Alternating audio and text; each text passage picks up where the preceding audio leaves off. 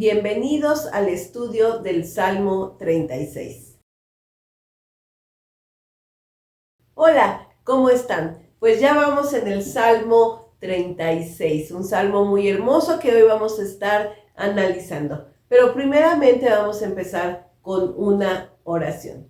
Señor Dios, te damos muchas gracias por tu palabra. Gracias porque siempre podemos aprender de ella, porque podemos conocerte más, entender tu poder, tu grandeza y tu obra, lo que has hecho para con nosotros. Ayúdanos a que tu palabra llegue a lo más profundo de nuestro corazón y que podamos discernir los pensamientos y las intenciones de nuestro corazón. Gracias porque eres bueno y nos has dado tu palabra para nuestro bien. Por Cristo Jesús. Amén. Pues bueno, ¿qué les parece si primeramente leemos de corrido este Salmo 36? Quisiera leerlo en la versión Reina Valera contemporánea y son 12 versículos los que iremos viendo. Voy a leer desde el título. Dice: la misericordia de Dios al músico principal, Salmo de David, siervo del Señor. La maldad habla al corazón del impío. En su opinión, no hay por qué temer a Dios. Vive halagándose a sí mismo, seguro de que su maldad no es condenable. Sus palabras son malvadas y fraudulentas. Dejó de ser sabio y de practicar el bien. Aún acostado, hace planes malvados. Va por el mal camino y disfruta de su maldad. Pero tu misericordia, Señor, llega a los cielos. Tu fidelidad se extiende hasta las nubes. Tu justicia es como las grandes montañas. Tus sentencias son como el mar profundo. Tú, Señor, cuidas de hombres y animales. Dios mío, cuán preciosa es tu misericordia. La humanidad se acoge a la sombra de tus alas. En tu templo se sacian de ricos alimentos. Tú apagas su sed en un río de aguas deliciosas. En ti se halla el manantial de la vida, y por tu luz podemos ver la luz. Muestra tu misericordia a los que te conocen. Muestra tu justicia a los de recto corazón. No dejes que los soberbios me aplasten, ni que el poder de los impíos me sacuda. Vean allí, caídos a los que practican el mal. Rodaron por el suelo y no volvieron a levantarse. Pues bueno, como les decía, este salmo es de David, tiene 12 versículos. Y vamos a ver en general 3 momentos de este canto, de este salmo. Primeramente hay una descripción de la corrupción y la maldad humana, seguido y en total contraste de una descripción de la bondad de Dios. Sí, en otras palabras, David nos habla de lo grande que es el pecado, pero también que Dios y su misericordia son aún más grandes. Y bueno, la descripción del pecador o de la persona malvada, del malvado, lo encontramos en los versículos del 1 al 4. Como les dije, lo leí en la versión Reina Valera contemporánea. Y ahí es donde voy a basar este estudio, este análisis. Y bueno, en estos 4 versículos se nos exponen ciertas características que encajan con aquel que es pecador. Y algo interesante es que comienza David haciendo una personificación, vamos a decirlo así, de la maldad, la transgresión, la impiedad o el pecado, de acuerdo a la versión que estemos viendo, pero habla de la maldad como alguien que habla. Sí, como si fuera una persona, la maldad hablando. Y bueno, ¿a quién le habla? ¿A dónde habla? Pues al corazón del hombre. Por eso empieza este salmo diciendo: la maldad habla al corazón del impío. En su opinión, no hay por qué temer a Dios. Fíjense qué fuertes palabras, la maldad diciéndole al corazón, no consideres a Dios, no temas a Dios. Y claro, esto pues no nos sorprende. ¿Por qué lo digo? Porque así empezó el pecado del hombre. Ahí lo tenemos en Génesis 3, ¿verdad? ¿Cómo cayó el hombre en pecado? Puesto que prestó oído a la maldad. El enemigo le habló, ¿no? Eva sabemos que puso atención, escuchó, entabló un diálogo con el enemigo. Y ese es un gran error, cuando prestamos nuestro oído, cuando ponemos atención a la maldad. Porque sí, la maldad, como aquí nos dice este salmo, habla. ¿Y a dónde quiere hablarnos? A nuestro corazón. Así que ahí vemos pues este objetivo que tiene el enemigo de hablarnos directamente al corazón. Así que no hay que prestar oído cuando la maldad está hablando. Y ahora bien, ¿qué idea o qué premisa es la que la maldad quiere hablarnos o qué es lo que nos está diciendo? Que no hay que temer a Dios. Wow, me sorprende esto porque eso es lo que el enemigo precisamente quiere que penetre en el corazón del hombre, que no hay que temer a Dios. Cuando nosotros sabemos que incluso, como nos lo dice Proverbios 1:7, el principio de la sabiduría es el temor del Señor.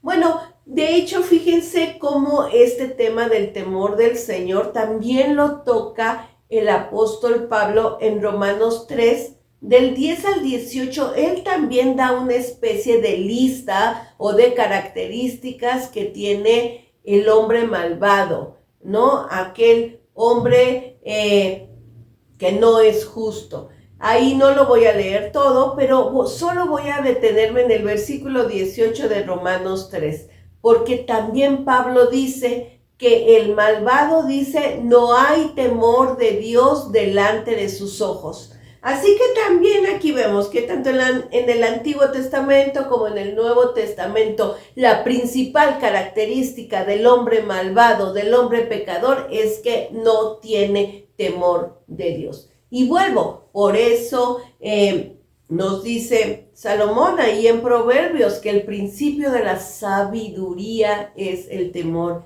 del Señor. Y no me voy a detener en este tema del temor del Señor, porque todos entendemos a qué nos referimos con esto. Pero con unas breves palabras puedo decir que tener temor de Dios es reconocerlo en su plenitud. ¿Quién es Dios? Con todos sus atributos de santidad, autoridad, poder, grandeza. Sí, es como lo hemos aprendido, también tener un profundo respeto por su persona, serle reverente, obedecerlo, implica muchas cosas el temor de Dios. Y todo esto, claro, basado en el amor que le tenemos, ¿verdad? Así que aquí vemos que el malvado no tiene temor de Dios. Por lo tanto, la característica principal de un seguidor de Cristo debe ser tener temor de Dios. Y bueno, vámonos al versículo 2.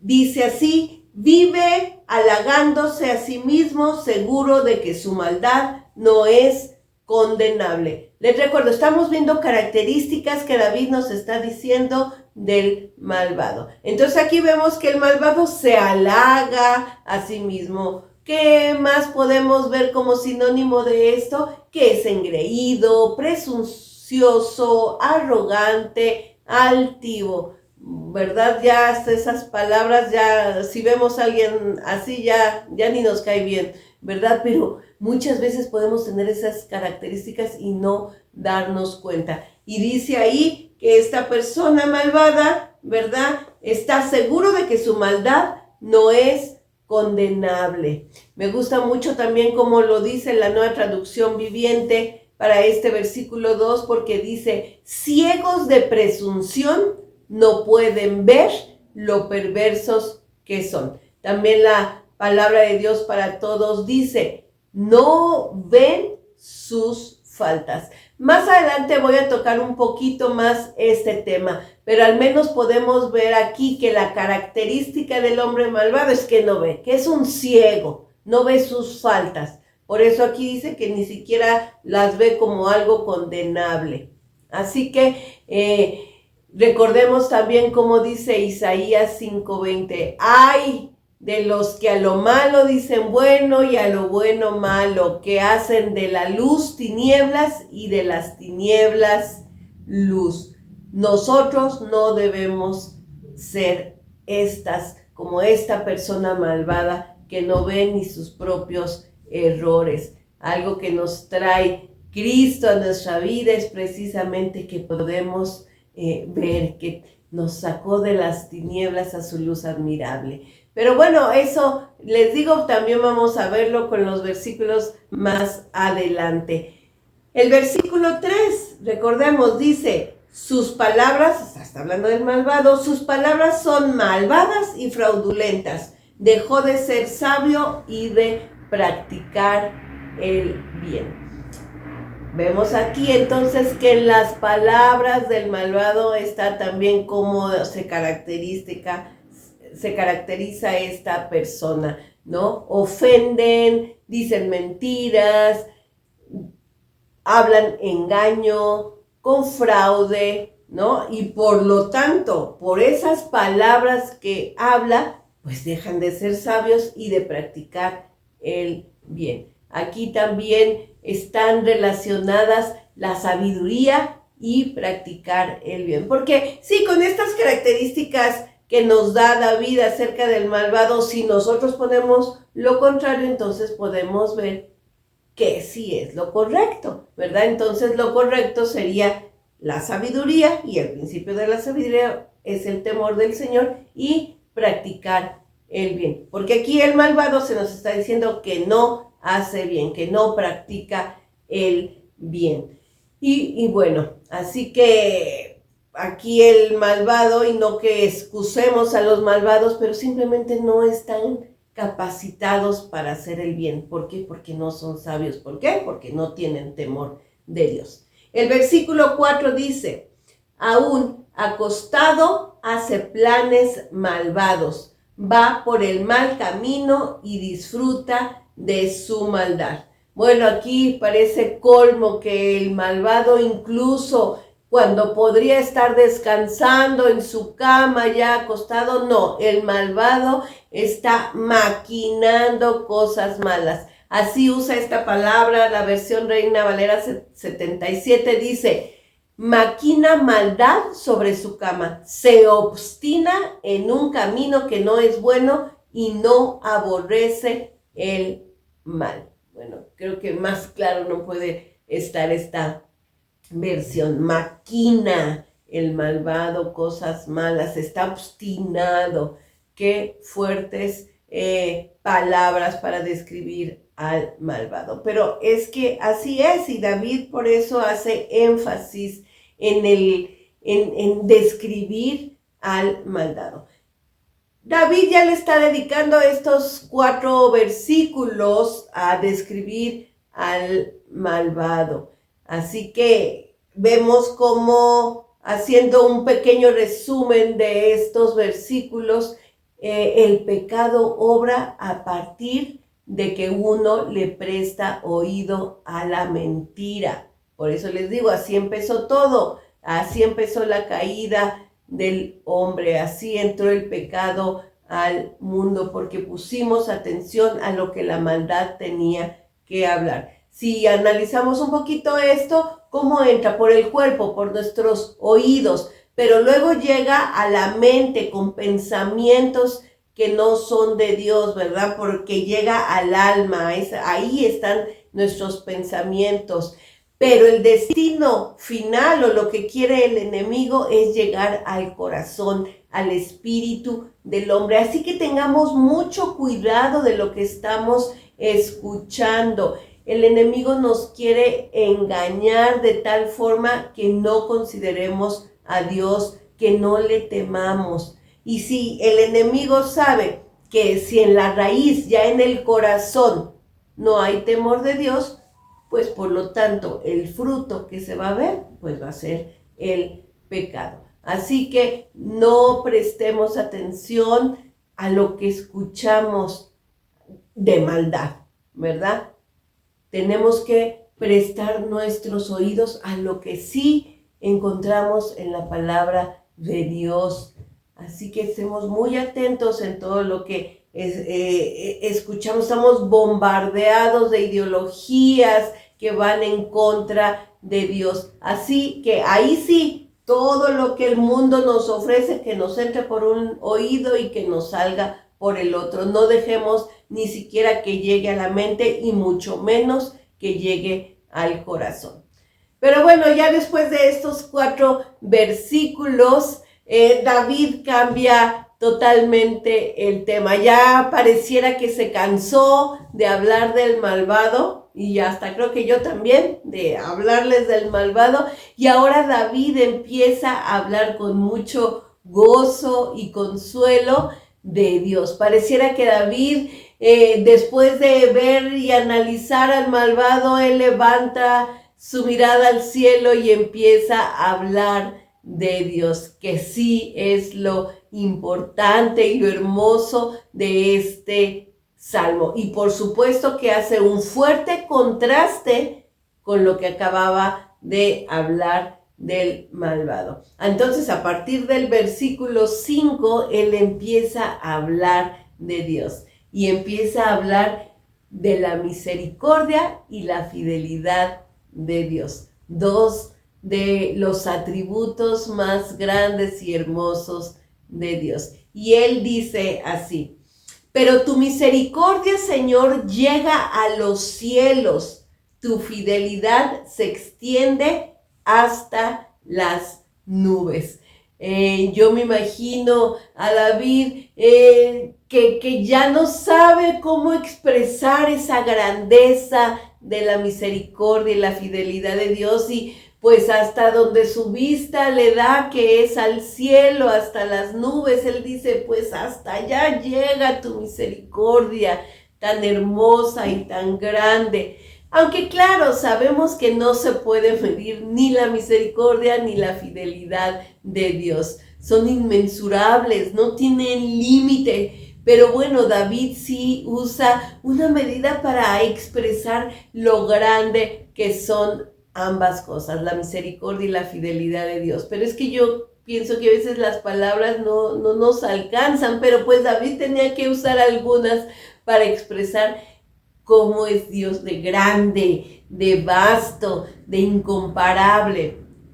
Y bueno, conocemos de la misericordia de Dios otras citas, como la de Lamentaciones 3, 22 y 23, que dicen: por la misericordia del Señor no hemos sido consumidos, porque nunca decayeron sus misericordias. Nuevas son cada mañana, grande es tu fidelidad. Se me hace muy interesante cómo la misericordia y la fidelidad van tomadas de la mano. Aquí David está tomando las dos y los menciona en un solo versículo. También aquí Lamentaciones nos habla de las dos juntas.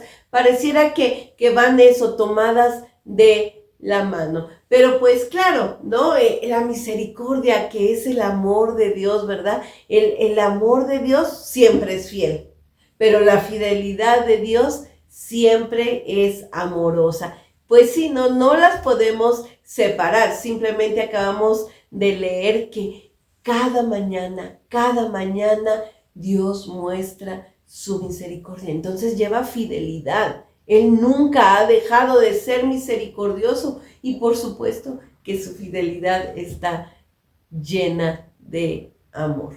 Así que nunca dudes de la misericordia y la fidelidad de Dios. Él día a día nos le está mostrando, no se le va a acabar. Así que no dudes, confía en el amor, en la misericordia y en la fidelidad de Dios. Bueno, luego el versículo 6 dice, David toma otro atributo de Dios y dice: tu justicia es como las grandes montañas, tus sentencias son como el mar profundo. Tú, Señor, cuidas de hombres y animales. Bueno, después David asemeja la justicia de Dios con las grandes montañas. ¿Cómo son las montañas? Sabemos que son estables, inamovibles, son seguras. Así que siempre debemos contar que Él obrará justicia. Siempre, como una montaña inamovible, Él siempre va a obrar justicia. Pero ahora, hablando de la justicia de Dios, ahí estamos nosotros involucrados de una forma que pues sí, o sea, Dios demandaba que el pecado fuera castigado. La justicia de Dios exigía, ¿verdad?, la muerte al pecador. Tú y yo merecíamos la muerte eterna, pero también gracias a la misericordia y el amor de Dios, Él envió a su Hijo y Él tomó nuestros pecados en la cruz. Pero fíjense, no por ser Jesús el Hijo de Dios, el castigo fue menor. No, Él estaba llevando nuestro pecado y la justicia de Dios tenía que cumplirse. Dios tenía que castigar el pecado. Jesús, al llevar el nuestro, Él pagó, y no pagó menos severamente por ser el Hijo de Dios. No, con todo, Él cargó todo el castigo y toda la pena que nosotros merecíamos, ¿verdad? Así que también veamos que sí, la justicia de Dios se tiene que cumplir, pero también gracias a la misericordia y gracia de Dios es que Él envió a su Hijo para que Él llevara nuestro pecado. Así que cuán maravillosa es la gracia de Dios, y por eso David aquí exalta la justicia de Dios, ¿no? Por eso dice que como una montaña. Pero este versículo que tiene como que 3 líneas, acaba diciendo este versículo 6, tú, Señor, cuidas de hombres y animales. Me gustó mucho este versículo porque nosotros los hombres sabemos, los humanos sabemos que Dios nos cuida, pero aquí nos aclara que también incluso a los animales. No saben cuánto consuelo me dio este tiempo escuchar este versículo. Me acaban de decir esta semana que mi perrita le diagnosticaron con un tumor maligno. Pero me trajo mucha paz este versículo porque aquí David no excluye a los animales, como diciendo, sí, yo sé que me cuida, pero también cuida a los animales. Y eso me trajo de verdad mucho consuelo, porque uno se encariña con sus mascotas, ¿verdad? Pero aquí Dios nos dice, pues yo también cuido de los animales. Y también, como dice Mateo 6:26, Jesús dice, miren las aves del cielo que no siembran, ni ciegan, ni recogen en graneros, y su Padre celestial les alimenta. Así que acaba diciendo este versículo, si Dios cuida, no, de las aves, pues ¿cómo no va a cuidar de nosotros? Dios es tan bueno, tan grande, que tiene cuidado para toda su creación. Bueno, en el versículo 7 se los leo porque David vuelve a retomar el tema de la misericordia de Dios. Dice, Dios mío, cuán preciosa es tu misericordia. La humanidad se acoge a la sombra de tus alas. Me gusta mucho cómo David llama aquí preciosa a la misericordia de Dios. Sí, preciosa, dándole ese valor, la estima que debe tener para nosotros la misericordia. Y luego pues lo une con la frase que la humanidad se acoge a la sombra de tus alas. Esta metáfora de Dios con alas es recurrente en la palabra. Lo podemos ver en Deuteronomio, en Ruth, en varios salmos. Incluso Jesús usa esta metáfora en cuanto a su pueblo, ¿verdad? Esta metáfora de un ave, de una mamá gallina protegiendo a sus polluelos. Qué hermosa imagen, porque he visto videos como en un invierno muy fuerte, cayendo nieve, un ave con sus alas cubre a sus polluelos y no les pasa nada a ellos. Así es el amor de Dios, como esta mamá gallina con sus polluelos, en los que el polluelo va y se refugia en la sombra de sus alas. Así que no temas, Él te está cuidando. El versículo 8 dice: en tu templo se sacian de ricos alimentos, tú apagas su sed en un río de aguas deliciosas. Pareciera que David nos lleva como que con escenas de la naturaleza, pero ahora nos lleva al templo. Y es hermoso este versículo porque nos habla de que en Dios tenemos saciedad, ¿verdad? Con Él no hay hambre, no hay sed. Solo Él puede darnos esta llenura, esta plenitud, esta satisfacción y provisión abundante. Me recuerda al canto de un grupo, de un corazón que dice: Él es el agua que al beber nunca más tendremos sed. Jesucristo basta. Pues sí, porque como les digo, con Él no vamos a pasar hambre y sed. Qué coraje a veces da cuando uno va a un restaurante, le cobran a uno mucho y aparte uno se queda con hambre, no queda satisfecho. ¿Sabes? Con Dios nunca nos va a pasar eso. Espiritualmente Él sacia toda nuestra hambre y nuestra sed. Claro, sí tuvo un costo, pero Él ya lo cubrió. Jesús lo pagó en la cruz. Así que solo acude a Él, búscalo si tú tienes hambre y sed, porque Él va a saciarte.